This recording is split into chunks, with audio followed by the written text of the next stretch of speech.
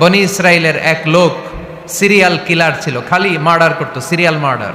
একটা, দুইটা, তিনটা, 10টা, 5টা করতে করতে করতে করতে 99টা মার্ডার করেছে। কয়টা? এলাকায় আছে না কিরকম কেউ? 99টা মার্ডার। কল্পনা করা যায়? 99 জন মানুষকে সে নিজ হাতে হত্যা করেছে।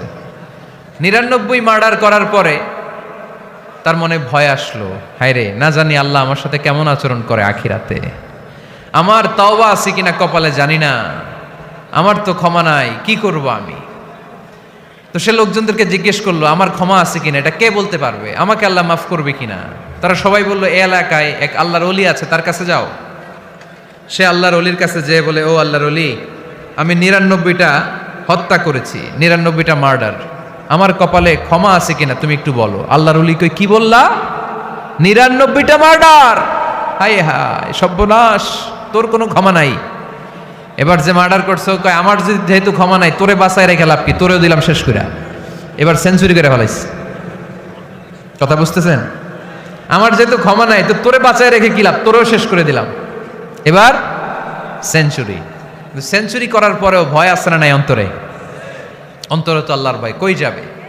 খুঁজতে লাগলো কে সমাধান দিতে পারবে। একজন বলল, ওই এলাকায় একজন বড় আলেম আছে, ওই আলেমের কাছে যাও। সে আলেমের কাছে যেয়ে বলে, আলেম, আমি 99টা হত্যা করেছি, এখন আমার বড্ড ভয় হয়, আল্লাহ আমারে মাফ করবে কিনা, তুমি একটু আমারে বলো। আলেম বলে, তোমার গুনাহ যত বড়ই হোক, আমার আল্লাহর দয়া তার চাইতেও বড়। তুমি কি পাপ করেছো, কি অন্যায় করেছো তুমি? তুমি জানো না আমার রব কত মেহেরবান, তিনি কত দয়ালু, তিনি ভালোবাসার আধার, তিনি করুণার আধার। তোমার পাপ অন্যায় যদি হয় খালের পানির সমান, বিলের পানির সমান, আমার আল্লাহর দয়া সাগরের পানির সমান। তোমার পাপ আর অন্যায় যদি হয় পাহাড়ের সমান, আমার আল্লাহর ভালোবাসার দয়া হচ্ছে আকাশের সমান। তুমি যদি তওবার মতো তওবা করতে পারো, ক্ষমার মতো ক্ষমা চাইতে পারো, চোখের পানি ছেড়ে, চোখের পানির বড় দাম, চোখের পানির মধ্যে বিশাল কারিশমা, এটা আল্লাহ খুব পছন্দ করে। 2 ফোঁটা পানি আল্লাহ পছন্দ করে। 1, জেহাদের ময়দানে শহীদের গা বেয়ে ঝরে পড়া রক্তের ফোঁটা। 2 হচ্ছে অনুতপ্ত বান্দার চোখের পানির ফোঁটা। বান্দা যখন অনুতপ্ত হয়ে চোখের পানি ছেড়ে কাঁদে, তার চোখের পানি চোখ বেয়ে নাকের ডগা বেয়ে মাটিতে পড়ার আগেই ওই অনুতপ্ত বান্দার সব গুনাহ আল্লাহ মাফ করে দেয়। সে জিজ্ঞেস করলো, আমার ক্ষমা আছে কিনা? আলেম বলে, আছে, ক্ষমা আছে। তওবার মতো তওবা করো, তাওবাতান নাসুহা, তওবার মতো তওবা করলে আল্লাহ ঠিকই মাফ করবে। সে এতটাই অনুতপ্ত হলো, এতটাই, সে আল্লাহর কাছে ক্ষমা চাইতে শুরু করলো। আলেম পরামর্শ দিল, তুমি যে এলাকায় থাকো এলাকাটা ভালো না, এলাকাটা ছাড়ো, এখানে সব ডাকাতদের এলাকা, তুমি একটা ভালো এলাকায় যাও, ওখানে যে তওবা করে ভালো মানুষ হয়ে যাও। সে নিয়ত করে কাপড় চোপড় গুছিয়ে ভালো এলাকায় যাবে। ঘর থেকে বেরোয়ার সাথে সাথেই মালাকুল মাউত চলে আসছে, তার রুহু কবজ করে ফেলছে।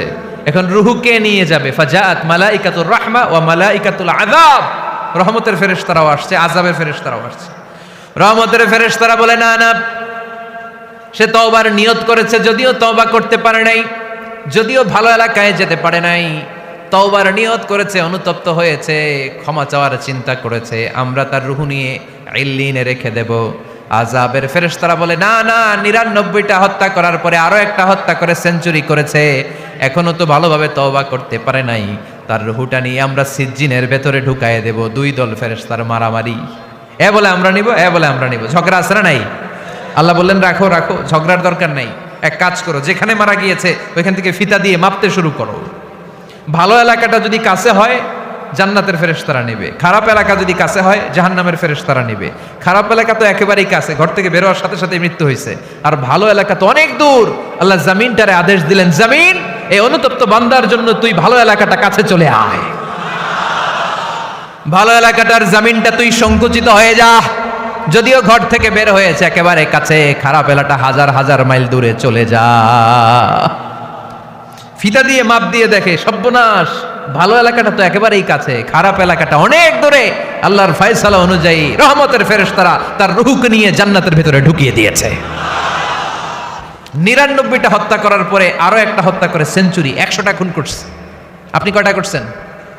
আমি কয়টা করছি? তো 100টা খুন করে যদি ও মাফ পেতে পারে, আমার আল্লাহর কাছ থেকে আমরা কি ক্ষমা পেতে পারি না? ওর পাপের কাছে আমাদের পাপ কি? কয় ওয়াক্ত নামাজ ছাড়ছেন আপনি?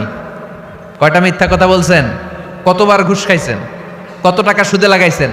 কত অন্যায় করছেন? কত জুলুম করেছেন? মনে রাখবেন, আপনার পাপ, আপনার অন্যায়, আপনার জুলুম যত বড় হোক না কেন, আমার আল্লাহর দয়া তার চাইতেও বড়। এজন্য আল্লাহ নিজের পরিচয় দিয়ে বললেন, আর রহমান আল্লামাল কুরআন খালাকাল ইনসান আল্লামাহুল বায়ান। আমি রহমান, আমি দয়ার সাগর। আমি কি? আল্লাহ তুমি দয়ার সাগর, রহমানুর রহিম। তোমার দয়ায় পূর্ণ আমার সারা নিশিদিন। তোমার দয়ায় পূর্ণ আমার সারা নিশিদিন। আলহামদুলিল্লাহ পড়েন। তাহলে বুঝতে পারলাম আমার আল্লাহর দয়ার কোনো শেষ আছে? চিল্লায় বলতে হবে আছে। কয়শো টুকরা? সবাই শুনতেছেন? কষ্ট হচ্ছে? উত্তর দিচ্ছেন না যে? কত টুকরা করলেন? 100। 100 টুকরা করে 99 টুকরা দয়া ভালোবাসা আল্লাহ তাআলা নিজের কাছে রেখে দিলেন, আর 1 টুকরা দয়া আর ভালোবাসা আল্লাহ তাআলা গোটা বিশ্বের সবার মাঝে ভাগ করে দিলেন। আমরা সবাই মিলে পাইছি কয় টুকরা ভালোবাসা? উনি রেখে দিয়েছেন কয় টুকরা? ওই 1 টুকরার কিছু অংশ আমিও তো পাইছি, তাই না? আপনি পেয়েছেন, আমরা সবাই পেয়েছি, গোটা বিশ্বের সবাই, আদম আলাইহিস সালাম থেকে শুরু করে কিয়ামত পর্যন্ত যারা আসবে, এসেছিল এবং এখন আছে, সবাই মিলে কয় টুকরা? ওনার কাছে কয় টুকরা? কিন্তু এই 1 টুকরা যে আমরা সবাই ভাগে যোগে পাইলাম, আমাদের ভালোবাসার নমুনা দেখছেন? একজন আর একজনের ভালোবেসে বলে আত্মহত্যা করে ফেলে, আছে না নাই? আছে না? আহা, সালমান শাহ মারা গেছে, এই দেশের কয়েকটা মেয়ে গলায় রশি দিয়ে আত্মহত্যা করছে, শুনছেন? আহা, অমুক সেলিব্রিটির কি হয়েছে, ছাদ থেকে লাফ দিয়ে পরে মাথা ফাটায় ফেলছে।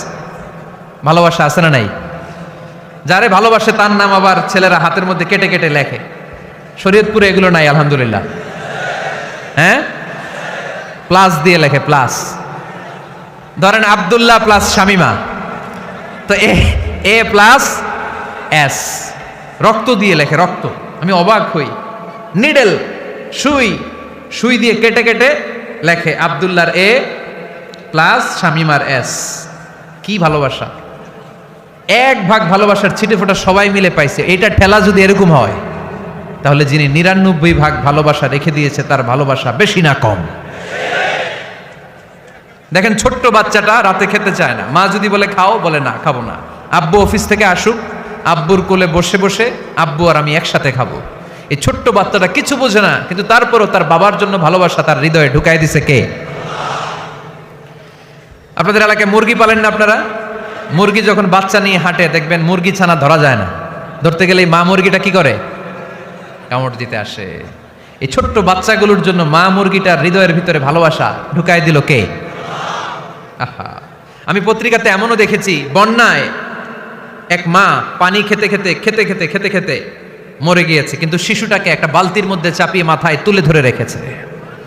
মা পানি খেতে খেতে নিজের জীবনকে বিলিয়ে দিয়েছে, কিন্তু বাচ্চাটা মরে নাই। বাচ্চার জন্য কি ভালোবাসা! এই ছোট্ট বাচ্চার জন্য মায়ের হৃদয়ে জান স্যাক্রিফাইসের মতো এই ভালোবাসা ঢুকাই দিল কে? কিছুদিন পরে আবার আসতেছে বিশ্ব ভালোবাসা দিবস। তখন দেখা যাবে ভালোবাসা কারে কয়। মাদারীপুরের কোনো ফুল বাগান আর খুঁজে পাওয়া যাবে না ফুল, ঠিক কিনা? এই শরীয়তপুর এলাকায় নিশ্চয়ই আপনারা শরীয়ত লঙ্ঘন না করে ইসলামকে প্র্যাকটিস করেন, নাকি এইখানেও বিশ্ব ভালোবাসা আছে? হ্যাঁ, আছে তো। শরীয়তপুর না? হ্যাঁ, ওই দিন 14 ফেব্রুয়ারি শরীয়ত যায় কই? এগুলোর সাথে ইসলামের কোনো সম্পর্ক?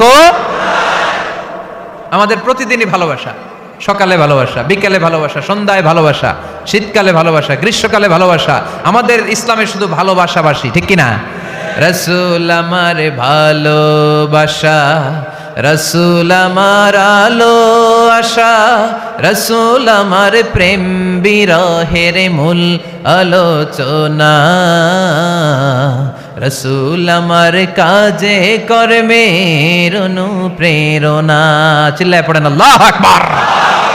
আমাদের ভালোবাসার কোনো কমতি আছে? 24 ঘন্টা আমাদের ভালোবাসা আছে না নাই? 365 দিন আমাদের ভালোবাসা আছে না নাই? এই জন্য আলাদা করে আমাদের কোনো দিন লাগে না, বিশ্ব ভালোবাসা দিবস দরকার হয় না। যারা মাকে দেখতে পারে না, বাবারে দেখতে পারে না, এরা একদিনের জন্য মা বাবাকে উইশ করতে যায়, আর নাম দিছে বিশ্ব মা দিবস, বিশ্ব বাবা দিবস। কিছুদিন আগে দেখলাম বিশ্ব ডিম দিবস। কি দিবস? আমি কি মিথ্যা বললাম? ছিল একটা বিশ্ব ডিম দিবস। কিছুদিন পরে বানাবে বিশ্ব বাঁশ দিবস,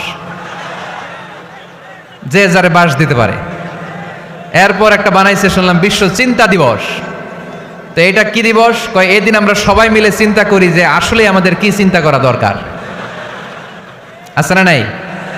তো এই যে ওরা বিশ্ব মা দিবস, international mother day, international father day, মা দিবস বাবা দিবস বছরে একবার ওল্ড হোমে রেখে আসে, বৃদ্ধাশ্রমে।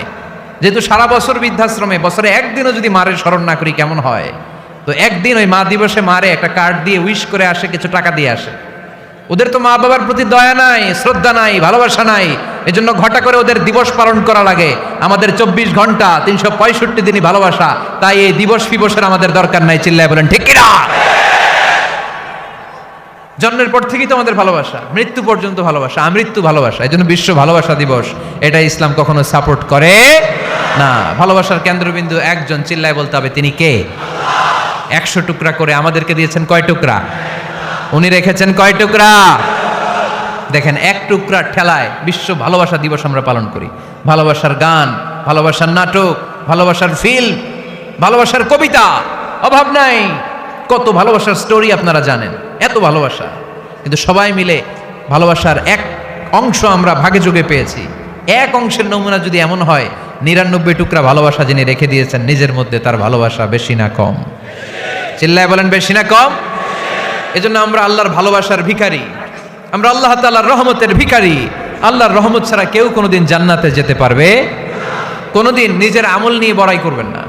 আপনারা কি ভাবেন যে আপনার আমল দিয়ে আপনি জান্নাতে যাবেন?